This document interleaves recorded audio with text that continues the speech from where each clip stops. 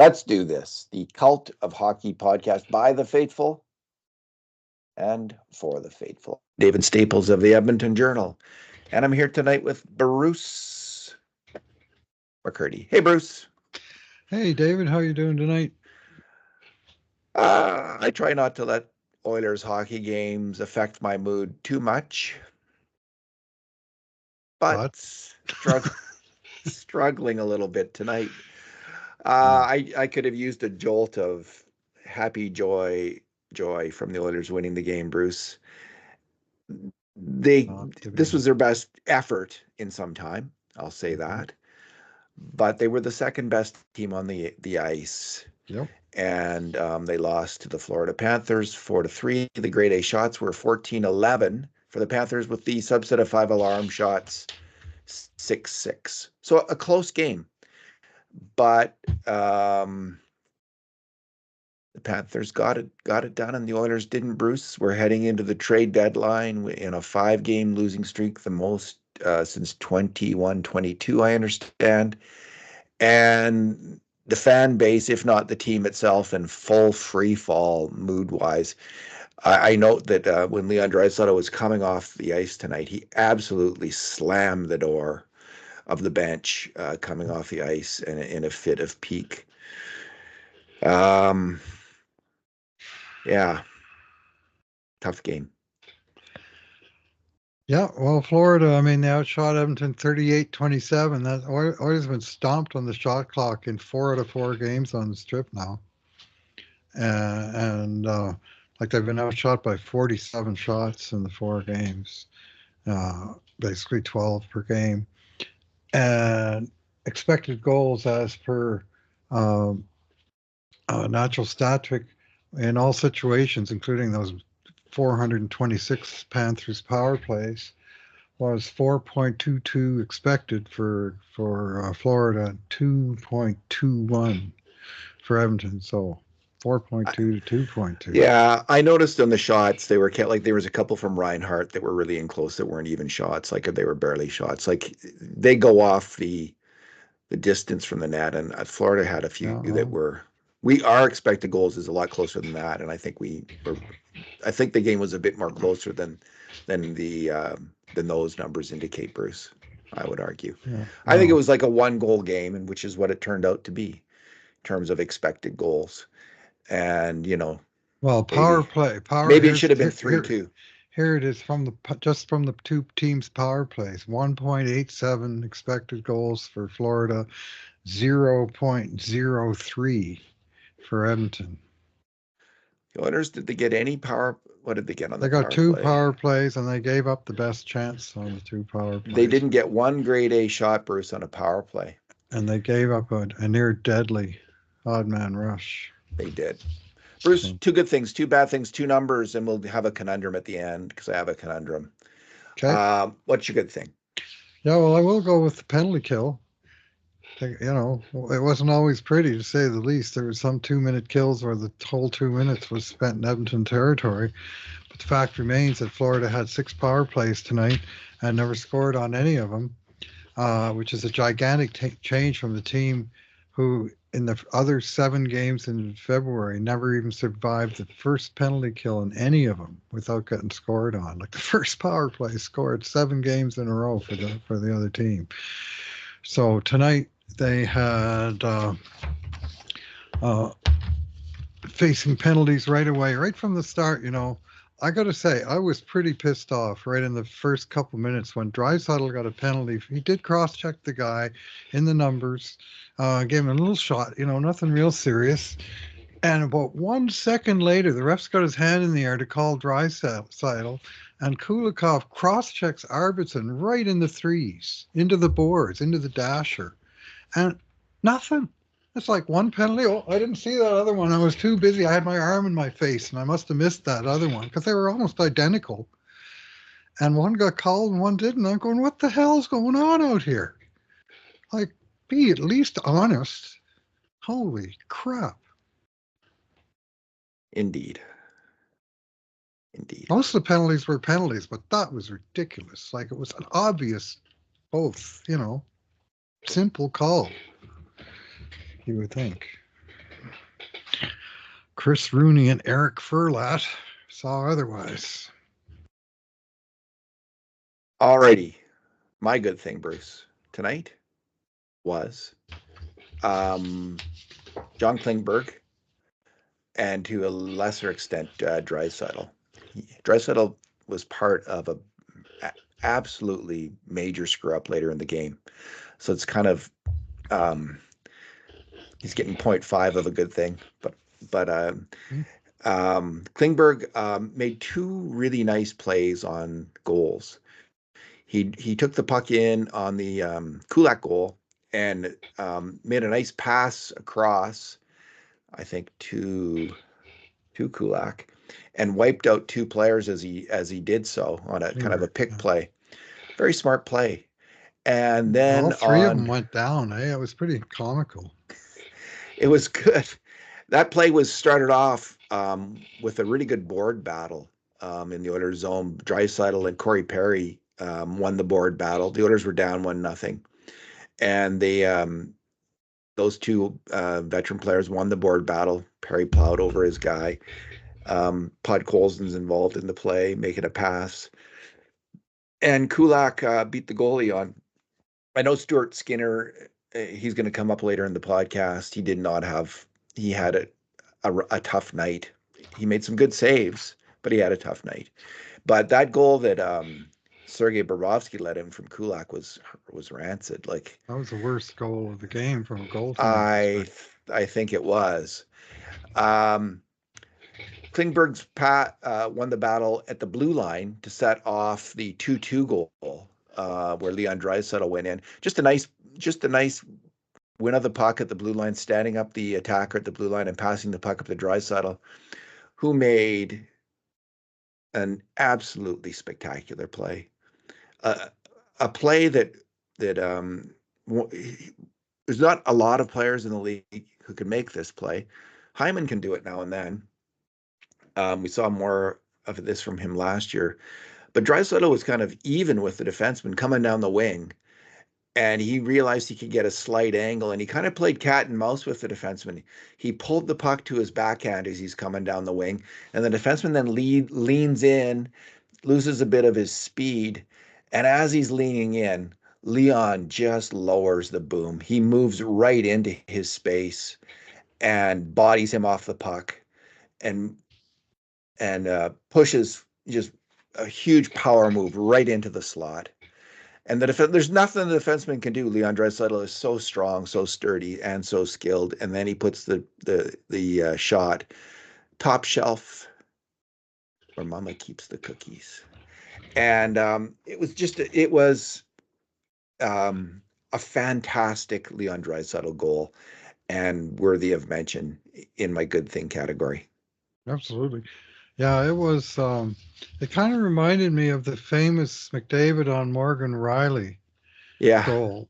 Not the same in some respects, but what reminded me of it was the way Draisaitl came in sort of in slow motion, looking over his shoulder, looking for the pass receiver, and everything there sort of said Leon will find the trailer, and I think the defender maybe got lulled a little bit, and then Leon he didn't like change burst of speed the way McDavid did on Riley, but what he did do was just sort of power his way suddenly in towards the slot and then roof it right over Bobrovsky. 7th game in a row with a goal.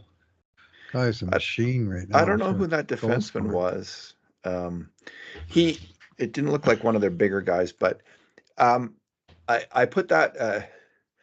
I sometimes capture videos. It was Forsling, wasn't it? Forsling. It was Ekblad and Forsling. I sometimes put out videos on Twitter in slow mo, and it bugs some people. They don't want the slow mo, but I love watching hockey in slow mo.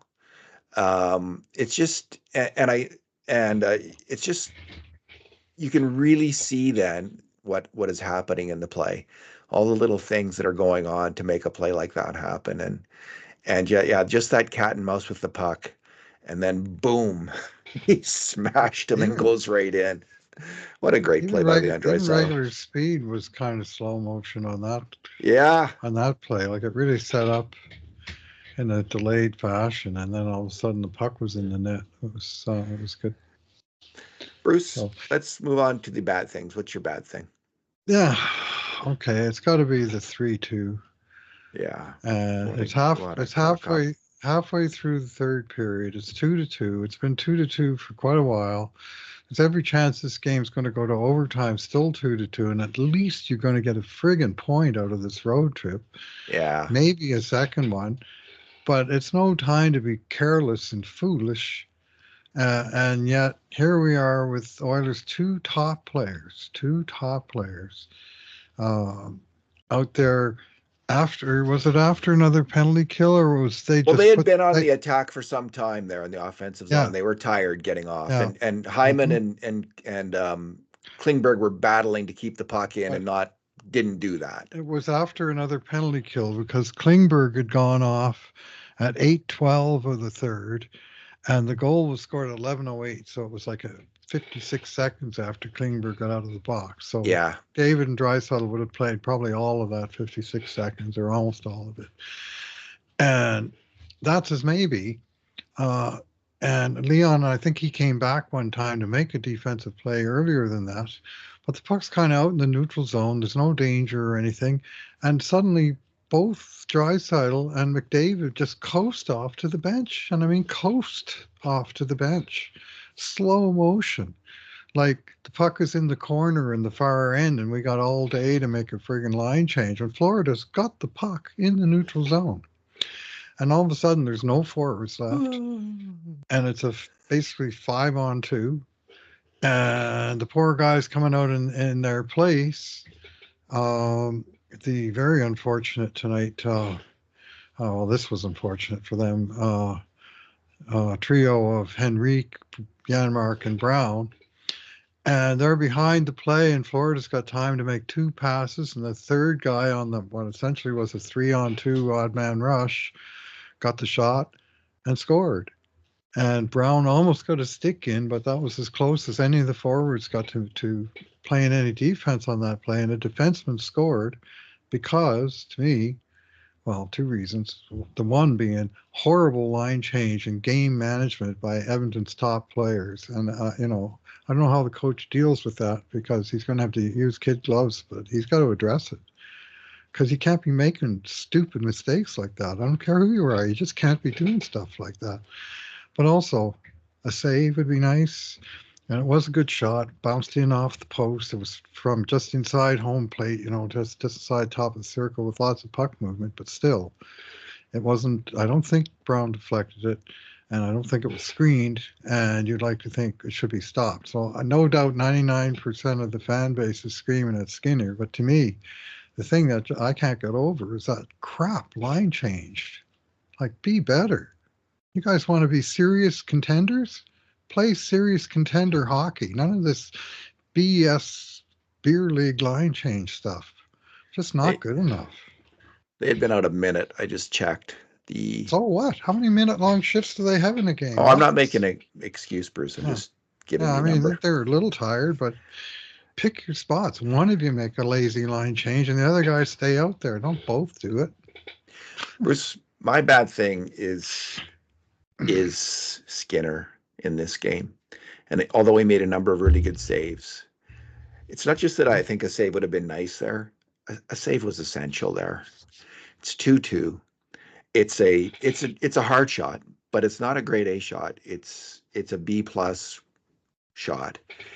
He's got to have that shot. He's got to have that shot. And he's just too often this year not had that shot, especially in this last stretch, which now I don't know, it's running into 9 or 10 games. And yes, he is a hot and cold goalie. But Bruce, I'll get into this in the conundrum. He's got to have that. And then on the next goal, Ekholm, Bouchard loses a battle at center ice. Well, Draisaitl loses the face-off. Bouchard loses the battle at center ice. And then Ekholm loses a battle in his own zone in the slot. Kind of hits him and bounces funny. But Stu's way like he misreads that as well, and he's way on the wrong side of the net, and he tries to get over, and he gets beat on that goal as well because he's out of position.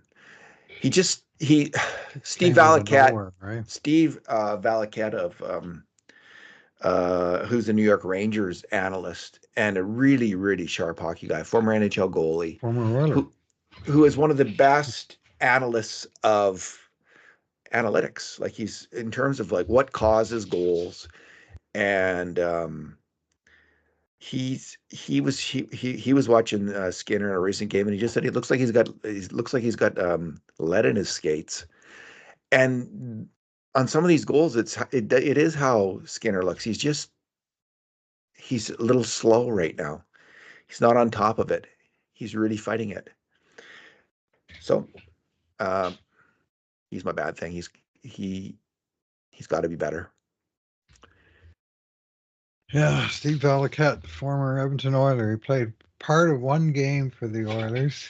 Oh yeah, 13 minutes, 52 seconds as an Oiler, and he let in 2 goals on 7 shots for official 714 save percentage and 865 goals against average.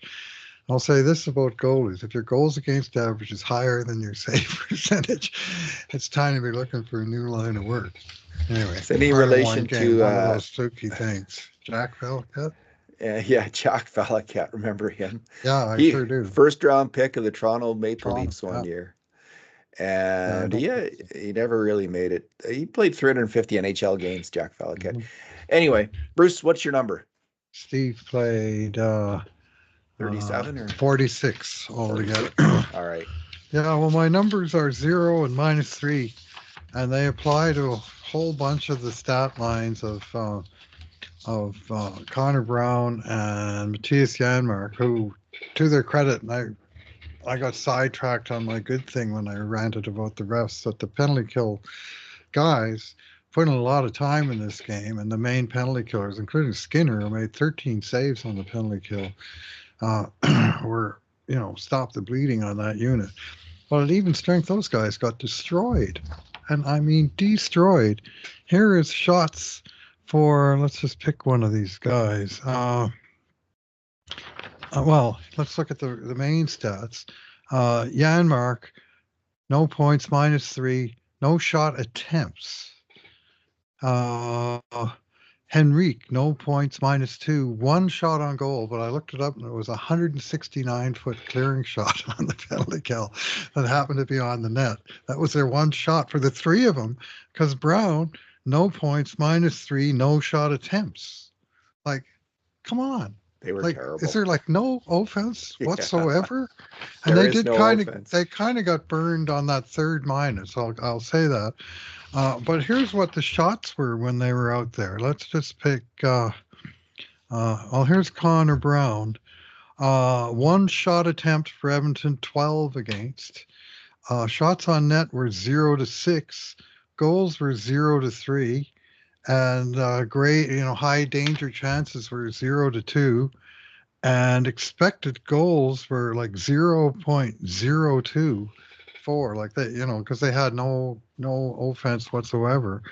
And they were all three like that. Janmark was again 6-0, and Henrique 4-0 shots against. Like not one of them was on the ice for a shot on net by Edmonton Oilers. And I mean, they didn't play a ton at even strength, I guess, because of all the power play time, but still, like in 9 minutes, no shots at all. And, this is the line that was signed en masse on July 1st to solve a few problems. And the penalty kill's been a problem. And lack of depth scoring has been a problem. But the least they're supposed to do is keep the puck out of the net when they're on the ice at even strength. And they failed in that respect tonight as well. So definite failing grade for the reunited Janmark, Henrique, Brown line in this game. Oh yeah, for sure. Bruce, my number is 12. There was 12 Edmonton Oilers 30 years old and over on the ice tonight, which is not Normal. an unusual total for the Edmonton Oilers. But um, when the Oilers are bad, they look old and they look slow. And did they ever look that way tonight? The line you just mentioned kind of epitomized that. They just like Yeah. they're just what are they doing out there? They just look like the game has passed them by some nights. And earlier in the year, I had the same critique, like this team looks old and slow. when they started to win, it changed. They started to play fast hockey, quick puck movement, Let the puck excellent do puck the work. movement. Let the puck do the work, and they can get back to that kind of game. Like it's not a disaster here, but they've got to button it down on defense. There was one play where um, Janmark was way out of position. Like he didn't he left his side of the ice, and I think it was the second goal that was deflected in That's where off a the point shot came pass, from. shot pass, and it was his spot. He just left his spot, didn't get back to it. I mean, that's Matthias Janmark, who's supposed to be a defensive specialist. He hasn't been in the last 30 games. He's been a defensive liability. So 20 games. And man, they just look slow. It looks so slow, Bruce. And this is a problem for the Oilers. So let's get to the conundrum, which is what to do at the trade deadline. We haven't talked about it a ton, but I guess I know that the narrative out of the team is that they think they can win with Skinner and Pickard and net, and they're not looking for a goalie. That's what we hear. And we've heard it for some time now. I guess Mhm. my question is this: do you think you can win the Stanley Cup with Calvin Pickard in net? Because what we know for sure, what the last few years have told us is that Stuart Skinner gets hot, but he also gets really cold. So you can't count on him to win you the Stanley Cup. You're going to need another goalie, and you might need another goalie in a big way over a length of time if Stuart Skinner doesn't snap out of it when he's in a cold spot. And so I don't think you can count on Calvin Pickard. His game has been exposed this year. He's a little small. He can't look around screens. He's constantly beat on goals where he's searching for the puck, and it's not going to work. It's not going to work in the playoffs. I think it's. I think they need a goalie, Bruce. I think they need to get a goalie who can. Now, I know that's difficult to find that goalie, but um, I mean, and I know there's still all these questions about Evander Kane. They just got to tell Evander Kane, no, you're not playing, and Good we're luck with that. till the playoffs. Well, they got to do it, and Kane's got to accept it. Well, that's a wild card. Yeah. Listen, he's got to do it, and I don't see why he wouldn't. So, and it could well be that he's not even like he's not ready, but it's going You to wouldn't be. think, but You wouldn't think, and it's going to be so close anyway. Like, what are we talking about him at? Like, it sounds like the earliest he would come back is late March anyway. So then you're 2 weeks from the end of the regular season. It's madness at that point to bring him well, back. So they need the cap space. They need a goalie, and that's we're far enough along. I think. mhm. See, I think you can win with Klingberg. I think you can. I think that he's going to be ready to step up and play. And I think he's a veteran enough player to get it done and a smart enough player. If Nurse was missing, we talked about it last game, how he crashed into the boards, and we were so relieved he was healthy. Well, it turns out he wasn't. Looks like he hurt Yeah. himself there. But they've got a good enough defense course group of defensemen, Bruce, to get by in the playoffs, maybe even to do really well if they're all playing well. They need to get a couple forwards uh, for the bottom end who can move their feet and hit, and they need to get but their top priority, I think, is a goalie.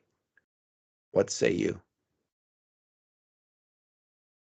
Well, certainly that's where all the pressure is building. And I think there are signs of the team being a little visibly frustrated with some of these pucks that are going in. And you can make 90 good saves, and if you let in a suspect goal and you lose, right? You can let in a suspect goal like Bobrovsky did, but if you come out on top, everybody will remember that blocker save he made off of McDavid, not the one he sieved into Kulak. But on the other hand, if you lose, everyone remembers the goal on the outside shot, not the 13 saves on the penalty kill. And that's the nature of the beast. But I think the pressure is building, and I mean the fan base is going crazy with it. And I mean, I didn't look at Twitter, but I can only imagine what happened after that 3-2 goal. And It was not whether pretty. anybody even mentioned the line change, I don't know, but that was a huge part of it No, as well. nobody mentioned the line change except for you and I in Yeah, our own yeah. Robbie document. We were Robbie both. Brown Robbie Brown did in the post game Oh, too. there you He was go. all over it, and on Chad here just before we connected. I was listening to that, and I'd already picked it out, and it was anyway. So, I mean, their seventh defenseman is Troy Stetcher, and tonight Stetcher, he had the same kind of stats as Brown and Janmark and Henrique. He was on the ice for 0 shots for, 7 against, 1 goal against, and he was successful on the penalty kill, but in the sense that they didn't score. But he was on the ice for 10 shots against, I think it was. Yeah, they Uh, might need to bring in yeah, no, another oh, depth yeah. defenseman, but they don't. Uh, I think the priority is clear to me. And that's what I want. What would you say? What would you say is the priority in terms of a trade? Because they can make one big trade. It looks like. So, what do you think the priority is, Bruce? If you were calling the shot,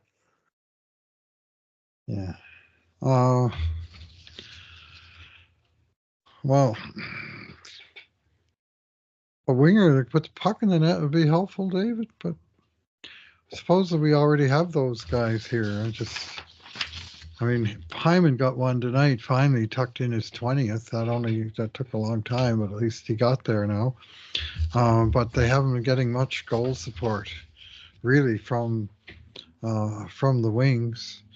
they have not. Not a lot of real jam, like the line that I criticized earlier. Like those guys can look after themselves, but how much times do they go out there and sort of stir things up and create stuff with their fast skating or their aggressive hitting or hard forechecking? I mean, the best they do is mess up opposing rushes through the neutral zone. They're quite good at that, and that's important. But there's few things that are important.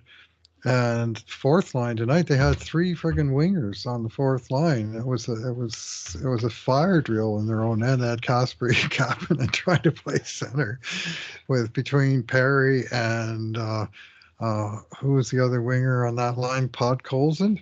There was one Yeah, shift where all 5 Oilers, the 2 D men and the 3 wingers, all tried to get the puck out of their zone, and they all failed to do it. It was finally Pod Colson on his second or perhaps third attempt where he finally was able to bowl his way over the defensive blue line after about 45 or 50 seconds of just sheer chaos in Edmonton territory. And so a big part of me says, get a 4C that can actually play center and do some things. but I Ideally don't think right that's your. shot I think you center, can win get some that. face-offs. Yeah, well, it's Sure. a thing. It's a thing Yeah. that they have to address. These Yeah. things, if you're saying only one thing out of all the things, Yeah. all of the things. Jeez, I mean, there's so many holes that are apparent right And now. I'm not saying Defense, wing, center, goalie. Other Yeah, than I'm that, not we're saying good. trade Skinner. I'm not saying trade Skinner. Keep Skinner.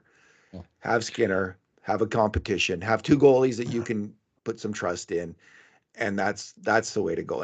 And if they can get Bennington, Yeah. that I wouldn't mind that move. Yeah, well, Edmonton took themselves out of the goalie market back on, I think it was June 28th or maybe 29th, when they signed Calvin Pickard to a 2-year extension. They already had Skinner locked up, and the goalie deal was done then. And a couple days later, free agency opened, and Toronto, for instance, went out and got Anthony Stolarz for a pretty reasonable price, and he's a 1A. Imagine him playing with Skinner. We'd be feeling a lot better about our goaltending right now, I suspect.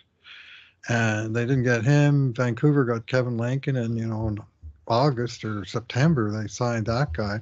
Oilers weren't even in the market; they weren't even really looking because they got our guys back from last year, and they took us to the finals. Well, they got $3.6 million worth of goaltending, and some nights it looks like that amount, which it sounds like a lot of money, but Well, salary cap terms, it's precious little. they were too focused on letting Dylan Holloway slip through their fingers to get a goalie, Bruce. Um, Yeah, yeah. I have real serious questions about what happened on July 1st. yeah. Well, I was fairly complimentary, so I got to Oh, shut up. But listen, hey, I was complimentary because I thought they were going to sign Broberg and Holloway. Like that, yeah, it was all right. dependent on that idea, right? Like, Well, you can't sign these other guys and let those two guys slip away. That's well, madness, and that's what happened. So we my we position, were. Go sorry, ahead. Karen. No, you go ahead. My position is that whether I was complimentary or not, and I think for some of that for sure, doesn't matter. It's irrelevant. Our job is to judge what the management did, and 10 months later, it's still to judge what the management did, not whether our opinion makes at that time. It doesn't matter a whit today. We didn't make the decision. All we did was try and analyze it. If we got that wrong, so what? We can still analyze it. And if it looks today like it wasn't a good decision, we should say so. Yeah. What happened with Holloway and Broberg was a travesty, and we said that at the time. I can Tragedy, assure you. a Yeah, tragedy. it was as big as Adam Graves, Bruce. It was as big a gut shot as Adam Graves, and that was huge. That was a massive gut shot, and so was Holloway and Broberg. At least we got Anyway, Troy Millette. they can dig their way out of this, and betting on Stuart Skinner wasn't a terrible idea. And I think they should still continue their bet on Stu Skinner, but they need to. He needs an. They shouldn't bet on Calvin Pickard, and they can't bet on both of them together. They need to bring in another goalie, and that's my position. In 2020 hindsight, which is the best kind of analysis, they really needed to go for a 1B. And not necessarily a big expensive guy, but like say someone like Stolars or other guys that were on the market, signed for a couple million or whatever. But they locked themselves in before the market even opened. Bruce, next game is Saturday Carolina. at Carolina to finish off this hellish 5-game road trip. It'll be the 1st of March, so the good thing is February will be over, which was a terrible, terrible month for the Oilers and for a couple of their very best players. Just had a horrible month of February. They can't wait to turn the calendar page. Alrighty, let's leave it there, Bruce. Thanks for talking tonight. Yeah, thanks for listening, everyone. And in the meantime, and in between times, this has been another edition of the Cult of Hockey podcast.